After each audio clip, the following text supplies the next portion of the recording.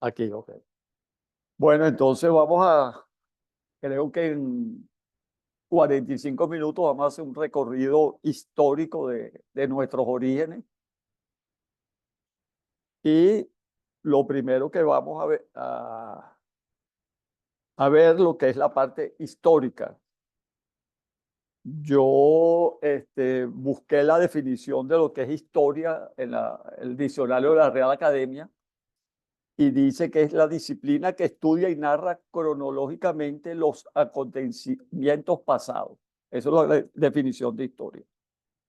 Entonces, fíjense por qué yo pienso que me tocó esta charla como para hacer un relato de las vivencias. Por lo siguiente, yo hice la residencia de medicina interna en la maternidad Concepción Palacio y ese servicio tenía una unidad de terapia intensiva adentro. Esa la manejaba el doctor y la dirigía el doctor Soto Sánchez, y eso fue por los años 1971, 1973. Posteriormente,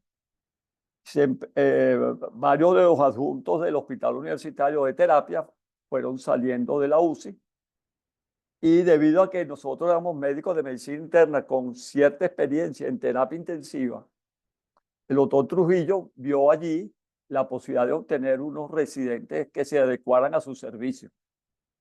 Y el primer residente que llegó al clínico procedente de la maternidad fue el doctor Freddy Pereira Parra, lamentablemente fallecido hace 2 años más o menos, que dedicó toda su actividad posterior a la clínica metropolitana, probablemente conocido por ustedes. El segundo residente de esa residencia asistencial del hospital fui yo. El doctor España fue el segundo residente de esa residencia que era asistencial.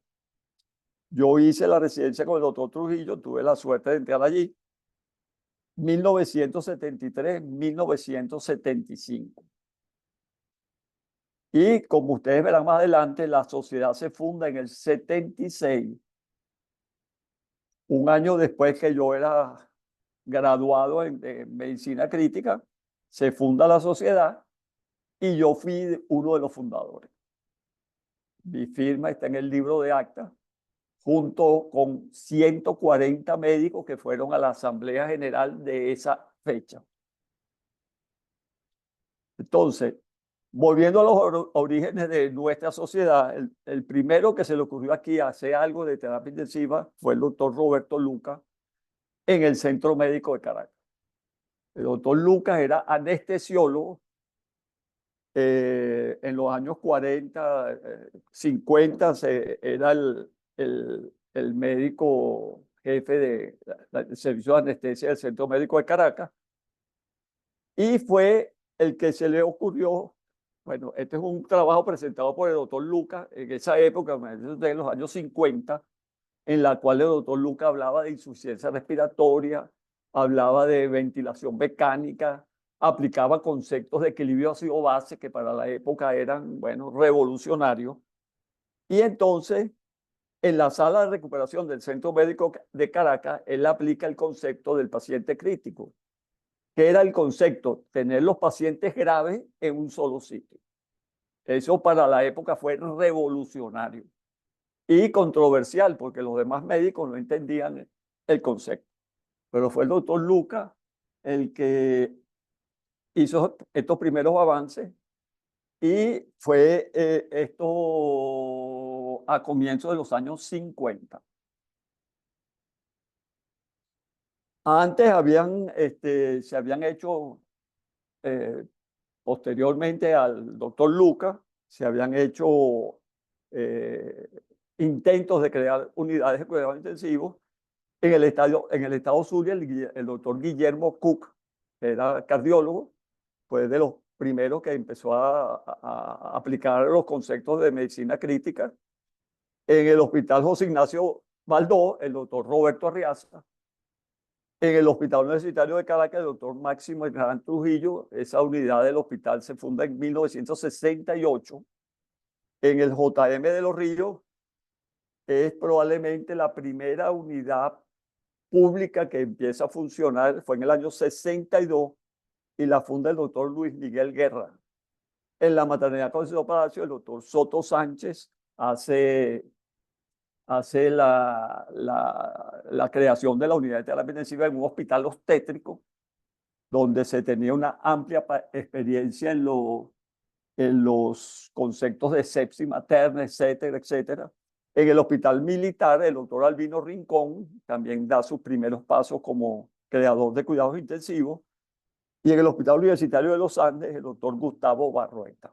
Esos son prácticamente los primeros grupos que empezaron a trabajar en cuidados intensivos. Para que ustedes vean más o menos, para esa época, esto es del año 72, el que está aquí hablando ante ustedes, tiene su primer contacto con un ventilador mecánico en un curso al cual asistí, haciendo el posgrado de medicina interna en la maternidad Concepción Palacio. En el 5º congreso se abrió una ventana de ventilación mecánica, área de medicina crítica, y este personaje que está aquí, que es muy importante en la historia, que es el doctor Forrest Beer, que fabricaba los equipos de ventilación mecánica que vemos aquí, el equipo ese verde que vemos allá, que eran los ventiladores de la época. Nosotros en el hospital teníamos suerte que el ingeniero Forrest Beer era muy amigo del doctor Trujillo, y cada vez que venía a Venezuela tenía una preferencia con la unidad del hospital. E inclusive en algunas oportunidades nos hizo donaciones de equipos. El ingeniero Beer. Este fue cursos que se daban de medicina crítica, pero no en áreas críticas. Entonces era el servicio de anestesia del hospital universitario. Y yo siendo residente, empezando la residencia en el clínico, me anoté en un curso de ventilación mecánica que daba el doctor Pedro Delgado y que constaba de una temática como la vimos anteriormente. El doctor Pedro Delgado también formó parte de esta clínica de la Floresta como anestesiólogo. En esa época la anestesia y cuidados intensivos estaba sumamente pegados. Y estos eran los ventiladores que se usaban en esa época. Eran unos equipos, sobre todo electros, modelo 150, eran unas lavadoras y eso solamente era ventilación controlada, o sí, no había otra opción.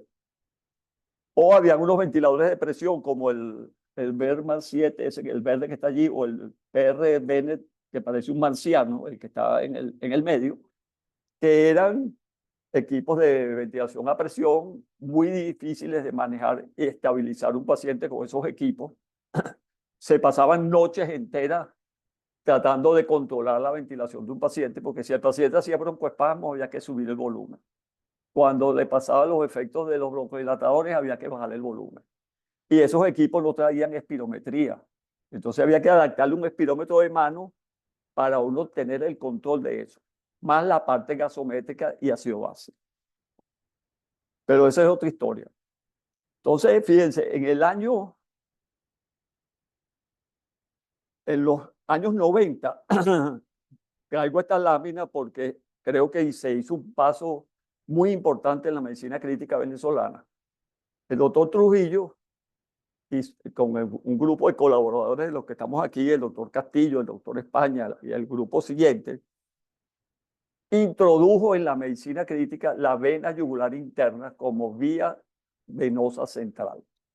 Hasta esa época se hacía era pura subclavias de vía inferior y vía superior, con una alta incidencia de neumotórax, sobre todo como se demostró en este estudio, en el que estaba empezando a entrenarse.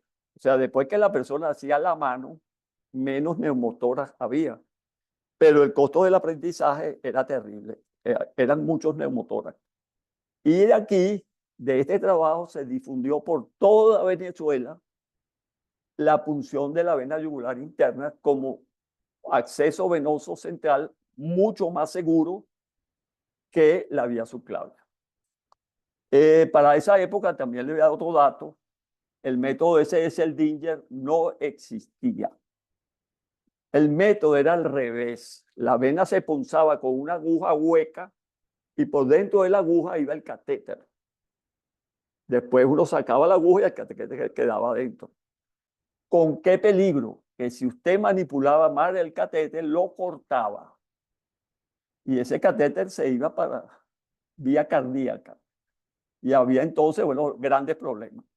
Pero yo traigo esta colación porque de aquí fue que se difundió, entonces ya teníamos un método diferente a la subclavia para entrenar a los médicos residentes y con menos complicaciones que la subclavia. Claro, ahora las cosas probablemente han cambiado con el ultrasonido y todas las cosas nuevas. Entonces, fíjense, en el 75 se crea un grupo preparatorio para la fundación de la Sociedad Venezolana de Medicina Clínica. En ese grupo están el doctor Trujillo, el doctor Soto Sánchez, el doctor Arriaza y Antulio Bonilla Vargas, que venía de Maracay de ser jefe de terapia y posteriormente fue jefe de terapia intensiva del Pérez Carreño. Se prepararon los estatutos y se procedió a la elección de la primera junta directiva, con dos planchas, una encabezada por el doctor Molina Vargas y otra plancha encabezada por el doctor Roberto Arreaza. Previamente, esta comisión había logrado que los estatutos de la Sociedad de Medicina Crítica fueran aprobados por la Federación Médica Venezolana. Entonces, ese día, el 23 de octubre de 1976, en el colegio médico que quedaba en la Plaza Las Tres Gracias, no es en Santa Fe, en la Plaza Las Tres Gracias, nos reunimos 140 médicos para proceder a elegir la primera junta directiva de la Sociedad Venezolana de Medicina. El director de debate de la época fue el doctor Ali González, médico de esta clínica también, neumonólogo jefe de neumonología del Hospital Universitario, el doctor Salvador Weiss, José Sánchez, Carlos Jiménez Castillo, más conocido como el Gordo Arepa, y el secretario de la reunión fue el doctor Luis López Grillo, fue el secretario de esa reunión. Fue encabezada por el doctor Molina Vargas y el doctor Roberto Arreaza. Esto es más o menos una copia que yo logré guardar en mis archivos de las actas de ese día. Y en ese 23 de octubre se logra elegir la primera directiva de la Sociedad Venezolana de Medicina Crítica, que iba a durar desde el año 76 hasta el año 79. Y fueron elegidos presidente el doctor Roberto Arriaza, vicepresidente el doctor Máximo Hernán Trujillo, secretario Alfredo Castillo Valeri, tesorero Tobías Chenfield, vocal número 1 Ali González, vocal 2 Luis Navarro y vocal 3 Pedro Delgado, que eran de diferentes especialidades, neumonólogo, anestesiólogo, internista, etcétera, etcétera.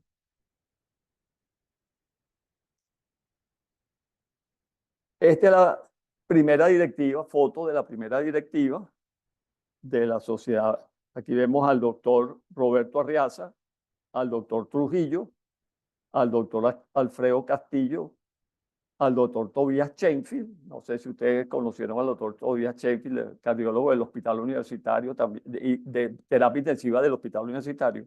Y esta fue la primera directiva de nuestra sociedad.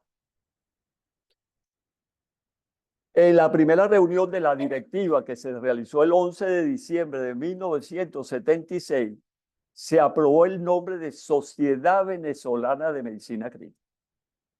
El tiempo de su vigencia se le puso tiempo ilimitado. Esta asamblea se hizo en el Colegio Médico del Distrito Federal en la urbanización Los Chaguaramos y como sede de la sociedad se escogió el Colegio Médico del Estado Miranda. En el Colegio Médico del Estado Miranda estuvimos funcionando y también se acordó que hasta esa fecha se podía firmar el acta de fundación de la Sociedad Venezolana de Medicina Crítica los médicos que quisieran firmar el acta constitutiva. Posteriormente viene esto aquí, el logo de la Sociedad de Medicina Crítica. Se saca el logo a concurso y gana el doctor Maximiliano Trujillo el logo de la sociedad. Ese logo que usamos es obra del doctor Trujillo y es nada más que la cruz de la vida y la cruz de la muerte.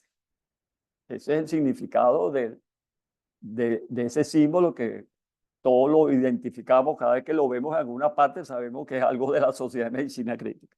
Pero ese logo fue, su autor fue el doctor Trujillo y fue no otorgado a dedo, sino en un concurso donde hubo mucha participación.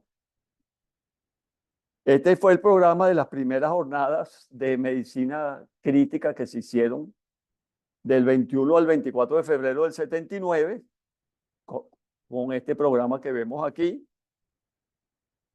Fueron nuestras primeras jornadas y siempre había el capítulo de ventilación mecánica, porque se parte de un hecho que el equipo que identifica más al intensivista es un ventilador mecánico. Es el que lo identifica de las otras especialidades. Entonces, todos los libros de medicina crítica dicen eso. ¿Cuál es el símbolo de repente cardiología? Un electrocardiograma. Pero terapia intensiva se identifica es con los ventiladores. Entonces, de ahí salen todas estas cuestiones. Esta es la segunda junta directiva de la Sociedad de Medicina Crítica que se elige en el año 79 y la encabeza el doctor Ramón Soto Sánchez, de secretario el doctor Régulo García Machado, también miembro de la Clínica La Floresta. Aquí está el doctor Arreaza, que salía de presidente. Aquí está el doctor España, en su época de pelo negro. Y el doctor Alfredo Castillo Valeri, que posteriormente fuimos escalando posiciones en las directivas.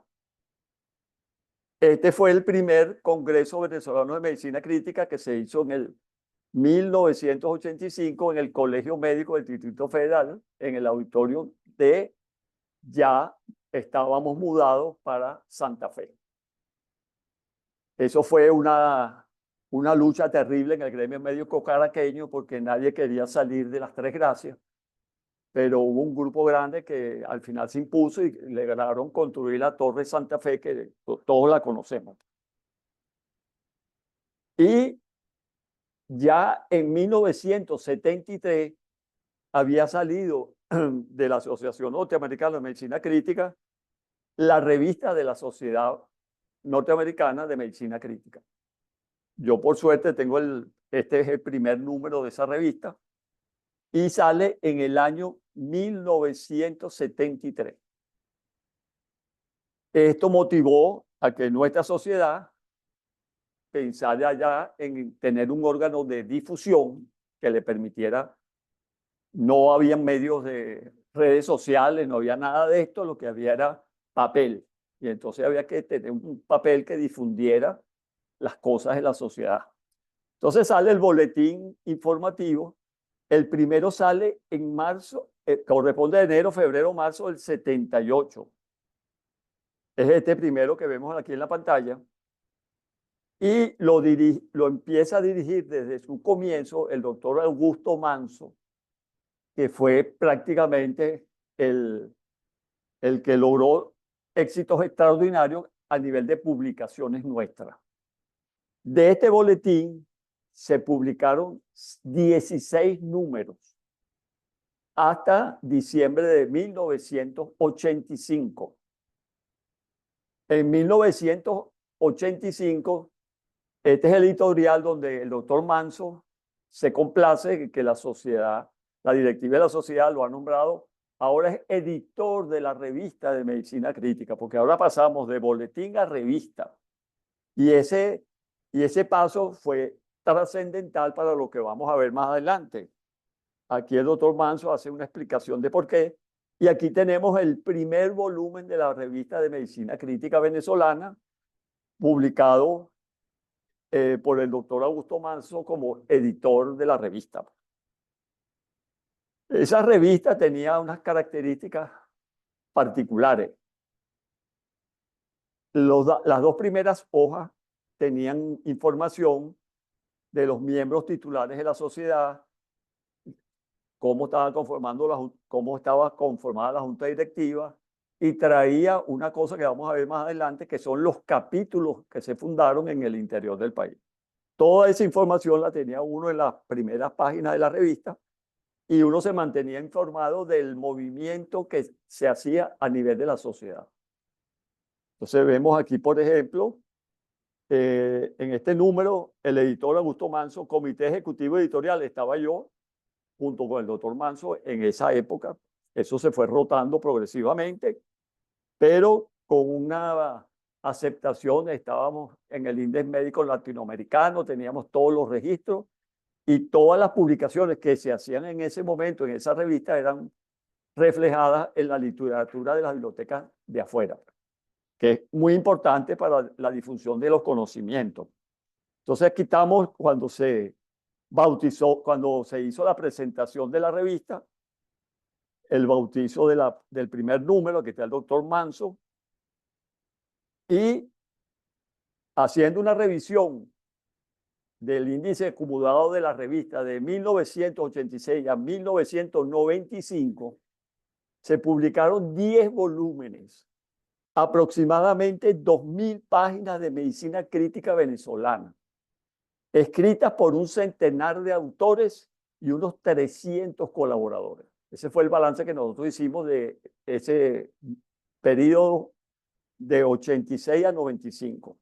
Se presentaron 223 artículos y uno de los grandes que alimentaba la revista era el doctor Trujillo. El doctor Trujillo, de esos 223 artículos, publicó 52. Era raro no ver un número donde el doctor Trujillo hiciera algún tipo de aporte.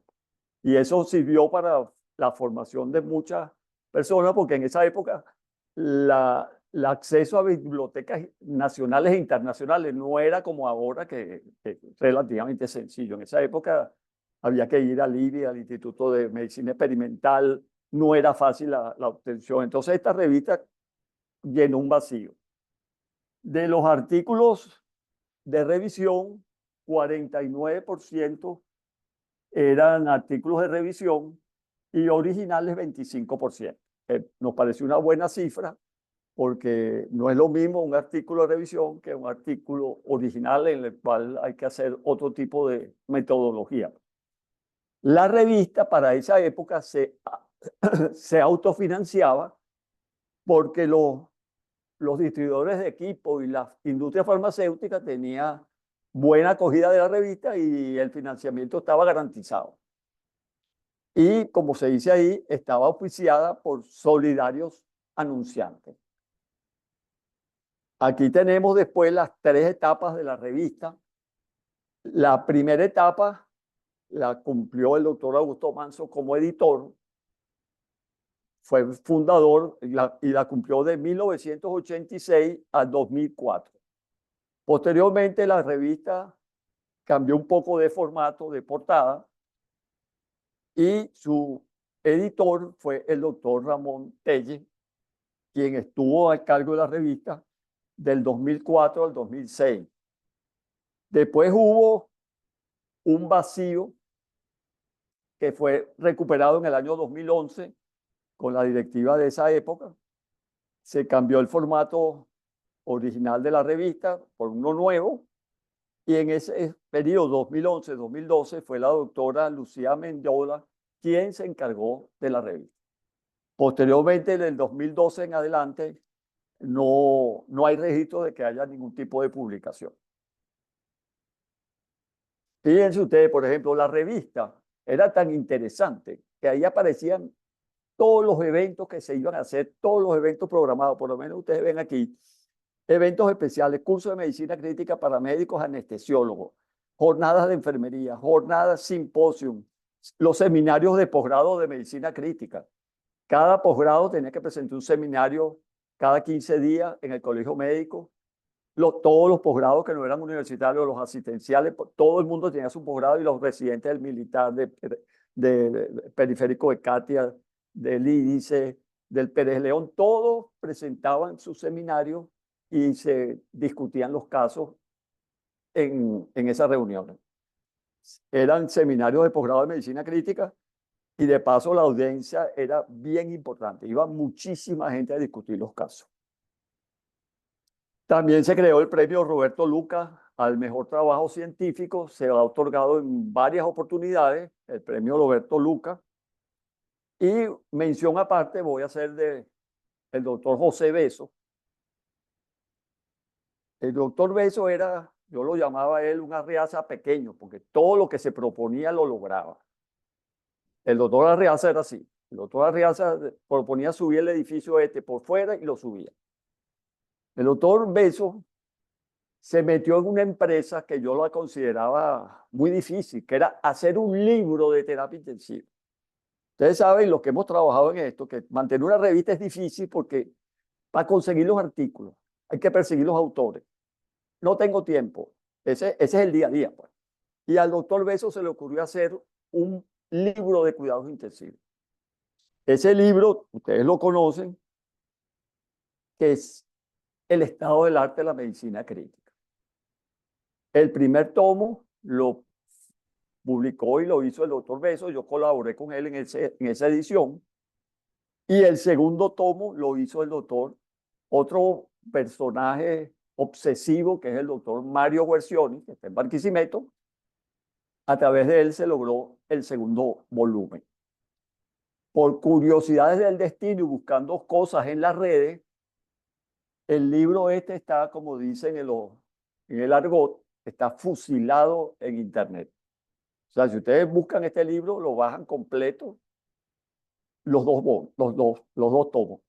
Y revisándolo, todavía tiene cosas muy útiles. Entonces, no lo estoy instando a que cometan cosas que no son legales, pero está en la red y si está en la red lo podemos bajar. Bueno, entonces mire, vinieron entonces después los capítulos que se formaron en diferentes zonas geográficas. El primer capítulo que se fundó fue el central, que forman los estados centrales. El doctor Antonio Noguera fue el primer presidente de ese capítulo. El suroriental también ocupa Monaga, Puerto Ordaz, etcétera. El doctor Alzolay fue el primer presidente. En el occidente tuvo el doctor Leopoldo Siger, en el zuliano Héctor Lanzola.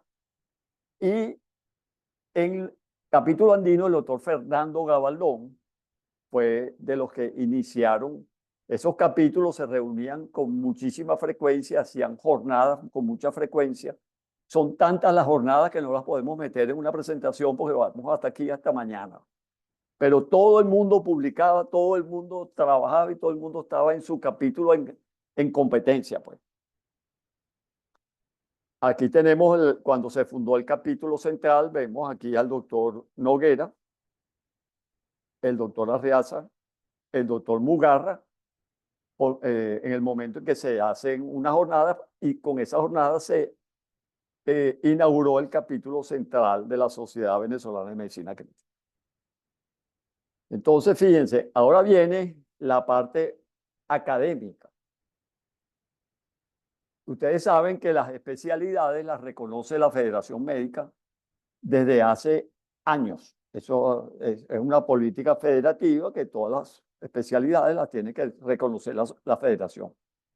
Y gracias a la astucia del doctor Arriaza, logramos que en el año 81 fuera reconocida medicina crítica como especialidad por la Federación Médica Venezolana.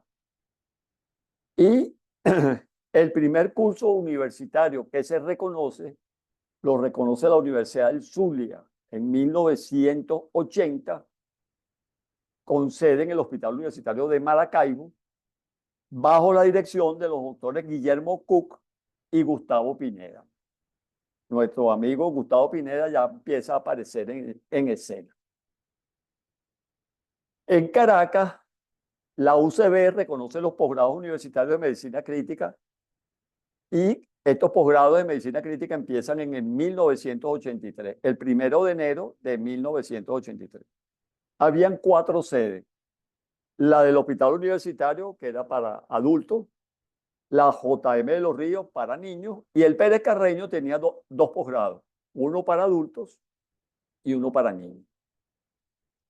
El del hospital lo dirigía el doctor Trujillo, el del JM de Los Ríos, el doctor Arriaza, el del Pérez Carreño, el de adulto, el doctor Leopoldo Cogorno, ampliamente conocido en esas fechas porque era el jefe del Pérez Carreño, y la doctora Orieta Palacios dirigía el de niños. Pero estos eran posgrados reconocidos por la UCB. Aparte de estos posgrados, funcionaban cualquier cantidad de residencias, porque había una necesidad de conocimientos y todo el mundo que tenía su hospital buscaba la forma de montar sus cuidados intensivos y montar su residencia y a dar clases, y etcétera, etcétera. Yo tuve una experiencia en el ministerio y tuve la posibilidad de visitar muchísimos hospitales. Y los hospitales donde no había residentes eran hospitales muertos. Se notaba la diferencia, donde hay residentes o donde no hay residentes.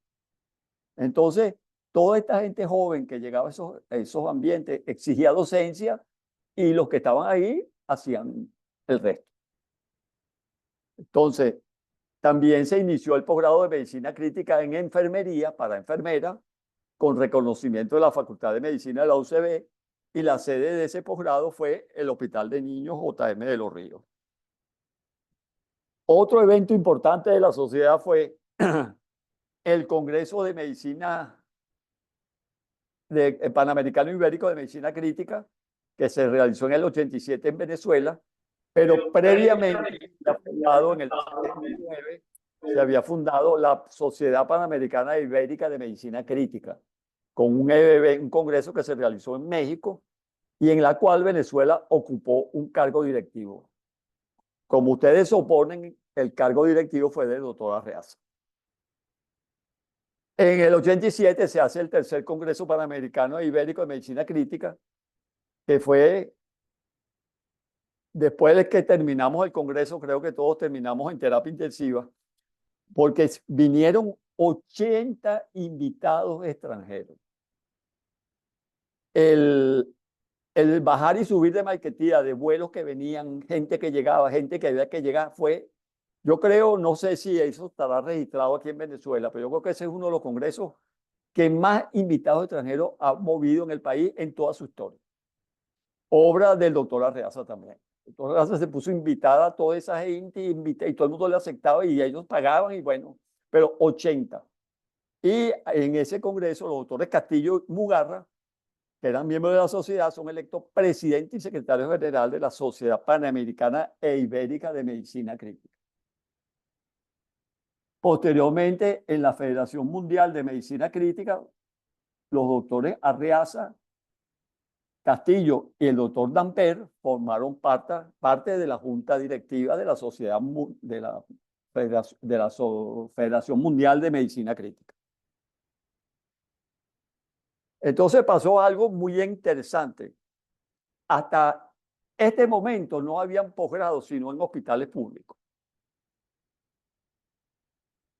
Y se funda por primera vez en el Centro Médico de Caracas un posgrado en una clínica privada. Ese posgrado estaba evaluado por los colegios médicos, tanto del Distrito Federal y Estado Miranda, y posteriormente la Clínica Metropolitana y con el doctor Martín Espino organizando eso allí, y el Hospital de Clínicas Caracas también, con el doctor Ibrahim Paso, que fueron los... Entonces, fíjense, nosotros abrimos esa brecha, y en la actualidad hay muchas clínicas que tienen posgrados de especialidades, de diferentes especialidades. Pero donde se inició eso fue en medicina clínica.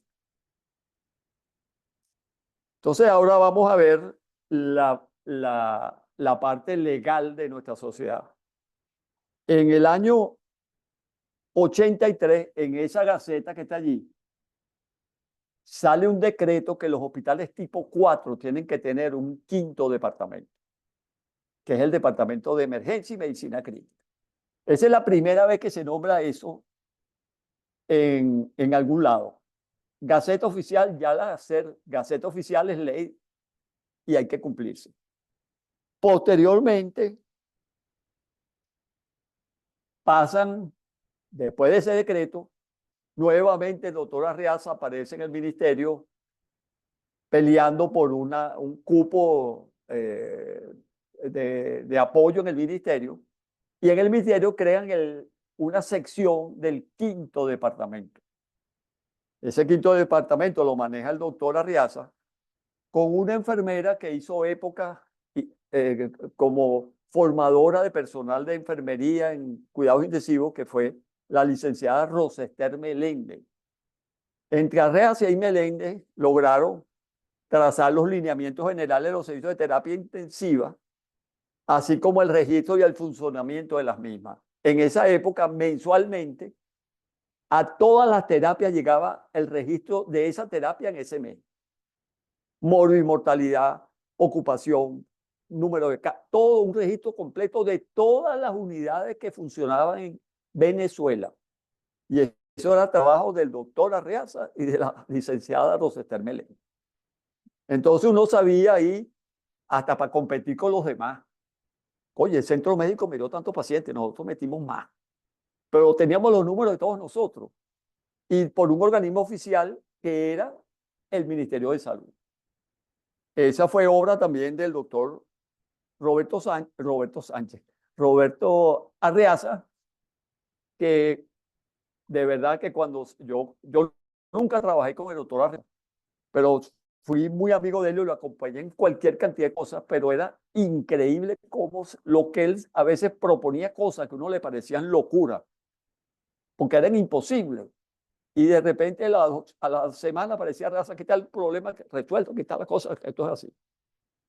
Habilidades que tienen muchas personas. Entonces aquí inclusive a Rosester le sacaron unas añoranzas, unas semblanzas del doctor Henry Arape de Yaracuy, en el cual él hace una remembranza de esta enfermera, en la cual dice que al final dice, estarán enfermeras y enfermeros como Rosester Meléndez en nuestras unidades de cuidados intensivos. Fue una enfermera, yo la conocí mucho, muy trabajadora y muy organizadora y muy peleona. En la Gaceta Oficial de el viernes 21 de mayo del 93, ahí se decreta, no es que los hospitales deben de tener un quinto departamento, no. En esta Gaceta dicen que tienen que crear el departamento, ya es una orden. Y el departamento se llama de emergencia y medicina crítica. En ellos se explican cómo la parte estructural y de funcionamiento de las unidades de cuidado intensivo y de los servicios de emergencia que ya forman parte del quinto departamento. Y en el año 96, en la Gaceta Oficial del 20 de noviembre del 96, se habla de los equipamientos, cómo deben de estar equipados los diferentes servicios. Entonces, fíjense, yo no sé si otras sociedades, como son más antiguas que las nuestras, han tenido todo este andar de gacetas, de reconocimientos, de cosas, pero debe haber sido así. Nosotros tuvimos que pasar por todas estas rutas, bueno, y gracias a que nos dirigía gente con mucho espíritu, la logramos superar. Posteriormente, en la directiva del doctor Edgar Sala, se decide cambiar la sede del Colegio Médico del Estado Miranda a una sede ubicada aquí en la Avenida Los Salles, comprando una propiedad, un apartamento que se compró allí. Y la Sociedad de Medicina Crítica se muda a ese local. Ya no estábamos en el Colegio Médico de Miranda, ahora teníamos sede propia en la Avenida La Salle, aquí en la Avenida Los Cabos. Ahora pasamos a revisar rápidamente los presidentes que hemos pasado por aquí. Los que están en rojo, lamentablemente, ya no están con nosotros. el doctor Arriaza, el doctor Sota, Frío Castillo, España, Mugarra, Martín Espino, el doctor Beso, el doctor Damper, La Greca, Fernando Gabaldón, Germán Torres, Gilda González, Luis William, Pablo Carpio, Edgar Sala, Mario Versioni, Unidades Urbina, Clara Pacheco, Max Arroyo, Antonio Martinelli y José Martín Osío actualmente. Eso es la gama de presidentes que hemos tenido. Y yo aquí de verdad que quise traer esto a colación, porque esto es a raíz de la muerte del doctor Arreaza en el 2016, en noviembre. El Consejo de Desarrollo Científico y Humanístico sacó un comunicado haciéndose eco de la muerte del doctor Arriaza y reconociéndole todos sus dotes como pionero indudable de la medicina crítica en Venezuela. Seguimos avanzando y llegamos a Caracas 2023, Congreso 31 de la Sociedad Venezolana de Medicina Crítica. El año pasado, la sociedad se reoxigena nuevamente porque creo que, bueno, pasamos tiempos duros con el COVID y esto fue terrible, pero bueno, se hicieron este congreso. Yo participé en ese congreso con una ponencia sobre el COVID. Y aquí me voy a detener un momentico porque hay que hacerle un homenaje. Primero, recordarnos de todos los médicos y personal de salud que murió en la epidemia de COVID. Una pesadilla que uno se pone, cierra los ojos y pareciera que no hubiera pasado. Tuvimos pérdidas de médicos intensivistas.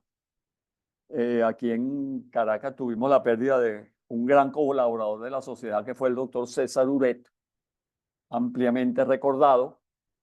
El doctor Albornoz del Hospital Universitario, que también murió, y así como murieron muchísimos médicos, enfermeras, personal paramédico, y que sirvió para dos cosas, aunque no pareciera lógico decirlo, pero sirvió para ratificar la medicina crítica como especialidad.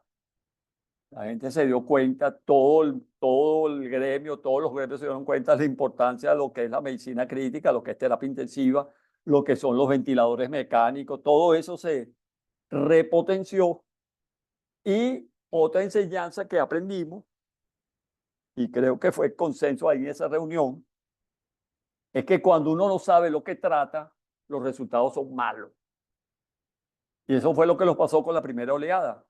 La primera oleada no sabíamos lo que era y la mortalidad fue altísima, 70%. Después que le empezaron a aparecer las cosas, ¿qué era lo que estaba pasando? Entonces la mortalidad fue poco a poco bajando hasta las últimas oleadas, que fueron muy poca la mortalidad. En las últimas oleadas también pasó otra cosa increíble, que fue que murieron los no vacunados. Entonces ahí también viene la cosa que si la vacuna servía, que si no servía, que entonces también fue como una reafirmación de la vacuna, pues. Los que no se vacunaron fueron los que murieron en las últimas oleadas. Entonces, terminando, yo traje esta pequeña reflexión. Desde el 3 de octubre, desde el 23 de octubre del 76 hasta hoy, 25 de octubre del 2024, han transcurrido demasiados eventos de la Sociedad de Medicina Crítica. Queda de las nuevas generaciones de médicos intensivistas continuar con esta labor. Yo les presenté probablemente el 10% de todo lo que se ha hecho, porque claro, no caben, son 30 congresos, 30 jornadas, las jornadas regionales, bueno, pero más o menos vean cómo se forjó esto. Esto hay que mantenerlo y repotenciarlo. Ahora con otras herramientas, pues, por ejemplo, me imagino yo que ya publicar una revista en papel no es, pero tenemos que ir con los medios, si es con las redes, con las redes. Si es Revitas Digital, pero no debemos dejar de morir todas estas iniciativas porque de ahí venimos nosotros. Y creo que es importante mantener todo ese esfuerzo que se hizo por todos los pioneros que tuvimos, y creo que por lo que uno huele, parece que estamos otra vez agarrando vuelo y creo que vamos por buen camino. Gracias.